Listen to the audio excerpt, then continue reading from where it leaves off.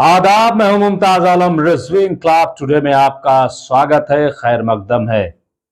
मैं बात कर रहा हूं कर्नाटक की, जहां से एक ब्रेकिंग न्यूज आई है, बड़ी खबर आई है। जी हां, कर्नाटक में एक ओपिनियन पोल आया है जिसमें साफ साफ बताया गया है कि भाजपा को बड़ा झटका लग रहा है। जी हां, इससे पहले भी एक ओपिनियन पोल आया था, लेकिन वो 1.5-2 महीने पहले का वाकया है। लेकिन इस वक्त एक ताजा तरीन ओपिनियन पोल आया है, और ये ओपिनियन पोल है लोकपाल का, लोकपोल का। ये ओपिनियन पोल है लोकपोल का। और ये जो ओपिनियन पोल किया जाता है, दरअसल ये एनडीटीवी और लोकनीत मिल करके ये ओपिनियन पोल करते हैं, एक सर्वे करते हैं चुनाव से पहले कि किसकी हवा है और किसकी हवा नहीं है, किसकी हवा बन रही है और किसकी हवा निकल रही है। तो इतना सब कुछ करने के बावजूद भाजपा के लिए कर्नाटक से एक बड़ा झटका लगता दिखाई दे रहा है। जी हां, कर्नाटक में कुल सीटें 225 हैं, और जो ओपिनियन पोल आया है उसके मुताबिक इस 225 में से तकरीबन 129 से लेकर के 135 तक कांग्रेस को सीटें मिल रही हैं, यानी पूर्ण बहुमत। बल्कि अगर हिंदी जबान में कहें तो प्रचंड बहुमत के साथ कांग्रेस कर्नाटक में आ रही है।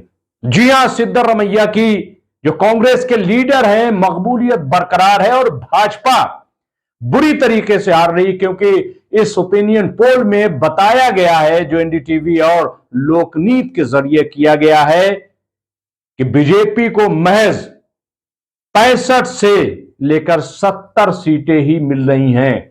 जी हां, 65 से 70 सीटें। और जेडीएस जो कि किंग मेकर बनना चाहती थी, उसका तकरीबन सफाया बताया जा रहा है।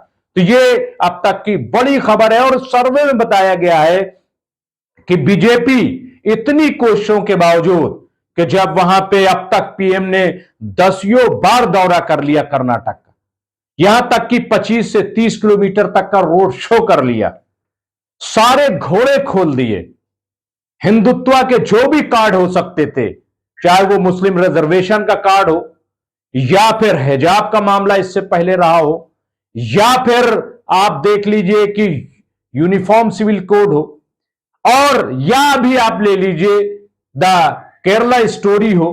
ये तमाम चीजें जो हैं वो कही गई ताकि हिंदुत्व जो है, जो वहां के हिंदू हैं, वो पोलराइज हो जाएं और इनको वोट मिल जाए।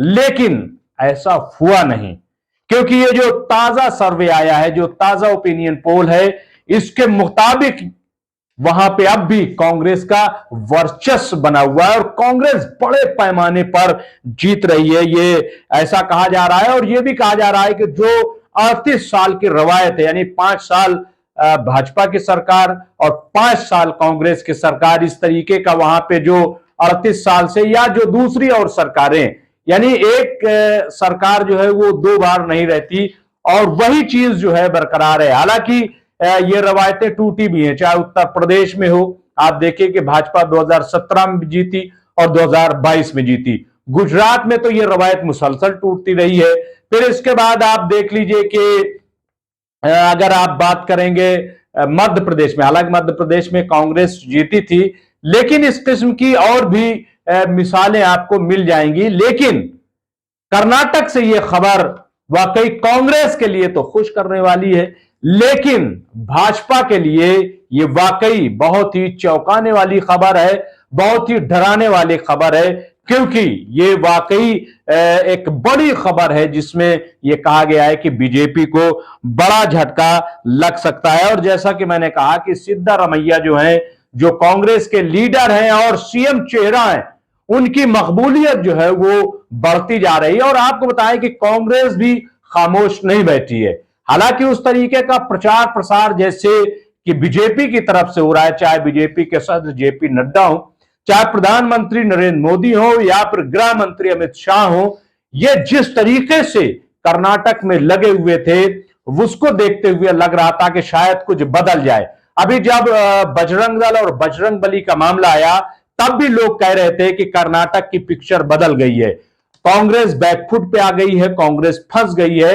लेकिन ये जो ताजा सर्वे आया है, इससे साफ लग रहा है कि ऐसा कुछ भी नहीं है। हालांकि बड़ा मुद्दा बन गया था, क्योंकि कांग्रेस की तरफ से यह कह दिया गया था कि पीएफआई के साथ साथ बजरंग दल को भी अगर सरकार आई तो बैन किया जाएगा। जी हां, ये बयान आया था और इसके बाद बजरंग दल हंगामा तो कर ही रहे थे, लेकिन इस मुद्दे को उठा लिया पीएम, और पीएम ने कहा कि अब जब आप वोट देने जाएं तो वहां जय बजरंग बली का नारा लगाकर वोट दें। और इसके बाद तो फिर जाहिर है कि असदुद्दीन ओवैसी जो एमआईएम चीफ हैं वो भी आए और उन्होंने कहा कि फिर क्यों ना ऐसा हो कि अल्लाह अकबर कह करके वोट दिया जाए। यानी ये तमाम चीजें हैं, लेकिन ऐसा लग रहा है कि जो कर्नाटक के लोग हैं वो समझ गए कि खेल क्या है। वो इस खेला में नहीं पड़ रहे हैं, बल्कि उनके सामने जो मुद्दे हैं, जो नौजवानों का भविष्य है, जो विकास का मुद्दा है, महंगाई का मुद्दा है, बेरोजगारी का मुद्दा है, उसको लेकर के शायद कर्नाटक के लोग जो है वो फिक्रमंद हैं और इसीलिए वो किसी तरह की बातों पे नहीं पड़ रहे हैं। यह बात अलग है कि मीडिया में यही सब कुछ छाया हुआ है। ऐसा लग रहा है कि इसने हवा बदल के रख दी है बजरंग बली और बजरंग दल के मामले ने, लेकिन ऐसा कुछ भी नहीं है। ऐसा लग रहा है कि जो हाल पहले था वही हाल अब भी है।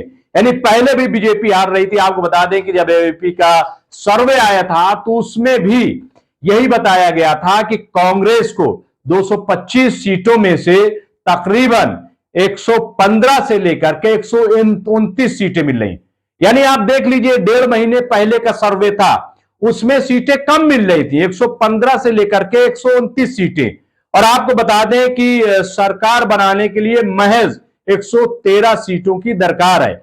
तो जो पहले सर्वे आया था एबीपी का, तो उसमें भी 115 कम से कम और ज्यादा से ज्यादा 129 सीटें कांग्रेस को मिल रही थी और बीजेपी महज 65 से 68 या 75 सीटों तक सिमट रही थी। लेकिन अब जब 1.5 महीने बाद कि जब यह कहा जा रहा था कि बीजेपी ने पूरी ताकत झोंक दी, और कहा नहीं जा रहा, यह देखा गया। और कल तो असदुद्दीन ओवैसी ने सवाल उठाया कि क्या हमारे प्रधानमंत्री के लिए चुनाव ज्यादा जरूरी है? मणिपुर में आग लगी हुई है, वहां हालात काबू में नहीं पाए जा रहे हैं, जो आतंकवादी हमले हो रहे हैं वो मुस्तकिल आतंकवादी हमले हो रहे हैं, लेकिन गृह मंत्री हो या प्रधानमंत्री या और सब जो है वो कर्नाटक में लगे हुए हैं और देश की परवाह नहीं है। यह सवाल भी उठा दिया गया और यह सवाल कोई मामूली सवाल नहीं था। और इसका असर बहरहाल हो सकता है कि निगेटिव पड़ रहा हो। बार बार प्रधानमंत्री का जाना और वहां पे प्रचार करना और गली गली घूमना, यह हो सकता है कि नुकसान हो गया हो कि आखिर कर्नाटक की लीडरशिप कहां है, वो क्यों प्रचार नहीं कर रही, वो क्यों वोट नहीं मांग रही है, ये बार बार प्रधानमंत्री क्यों आ रहे हैं, बार बार गृह मंत्री क्यों आ रहे हैं। हो सकता है इसका निगेटिव भी असर हो। हालांकि कल कांग्रेस ने भी, जो एक बड़ी लीडर कांग्रेस की, यूपीए की चेयरपर्सन सोनिया गांधी को भी मैदान में उतार दिया। और 4 साल बाद ये पहला मौका है कि जब सोनिया गांधी कर्नाटक के चुनाव में आई हैं। उनकी सेहत ठीक नहीं, आप सब जानते हैं, और इसीलिए वो दस्तबरदार हुई कांग्रेस की सदारत से। लेकिन चूंकि बड़ा इंपॉर्टेंट हो गया है कर्नाटक दरअसल सेमीफाइनल हो गया है 2024 का, और हिंदुत्व बनाम सेकुलरिज्म या हिंदुत्व बनाम विकास की लड़ाई जो है वो कर्नाटक में हो गई है। अब इसमें देखना यह है कि जीत किसकी होती है। क्या हिंदुत्व जीत जाता है या फिर विकास जीतता है? कौन जीतता है? हालांकि विकास का नारा भाजपा का था, सबका साथ सबका विकास, लेकिन ऐसा नहीं है। पूरा हिंदुत्व का एजेंडा जो है वो कर्नाटक में चल रहा है, और उसके मुकाबले या सेकुलरिज्म आप कह लीजिए या ये कह लीजिए कि वहां पे विकास का जो है वो मुद्दा बन गया है। तो बहरहाल ये 2024 के लिए भी बहुत इंपॉर्टेंट है। और इसीलिए फिर आप देखिए कि कर्नाटक ही है कि जहां पे राहुल गांधी ने बयान दिया था, और उसके बाद ये 2019 का मामला है, और फिर क्या क्या हुआ सब आपको पता है कि राहुल गांधी आज लोकसभा के मेंबर नहीं है, संसद नहीं है। जी हां, और राहुल गांधी मुसलसल जो है वो कर्नाटक भी गए, लेकिन उतने बड़े पैमाने पे नहीं। प्रियंका गांधी भी गई और प्रियंका गांधी ने सारी बातें कही। तो बहरहाल ये तमाम जो है सरगर्मियां होती हैं चुनाव में, लेकिन जो सर्वे आया है वो वाकई भाजपा की नींद खराब कर देने वाला है।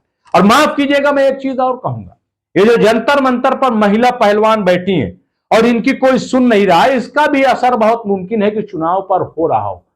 कोई इस बात को समझे या ना समझे, और इसका असर मैं पूरे दावे के साथ कह सकता हूं कि उत्तर प्रदेश के जो निकाय चुनाव हैं उस पर भी असर पड़ेगा। हालांकि आपको मैं बताऊं कि जो अयोध्या में राम मंदिर बन रहा है इसको, और जो कर्नाटक का बजरंगबली का जो मंदिर है वो, उसको भी जोड़ने की कोशिश की गई थी। द केरला स्टोरी को भी जोड़ने की कोशिश की गई और कांग्रेस पर यह कहकर हमला किया प्रधानमंत्री नरेंद्र मोदी कि ये तो जो आतंकवादी सोच के लोग हैं या इस किस्म के लोग हैं उनके साथ कांग्रेस खड़ी हुई। तो बहरहाल ये तमाम इश्यूज जो हैं वो उठा दिए गए। इसके बावजूद जो अभी लोकपोल का सर्वे आया है, जो कि एनडीटीवी और लोकनीत मिल करके करते हैं, उसमें यही है कि भाजपा को बुरी तरीके से हार मिल रही है और कांग्रेस बड़े पैमाने पर प्रचंड बहुमत के साथ, यानी बहुत ताकतवर अक्सरियत के साथ कांग्रेस कर्नाटक में आ रही है। बहुत बहुत शुक्रिया।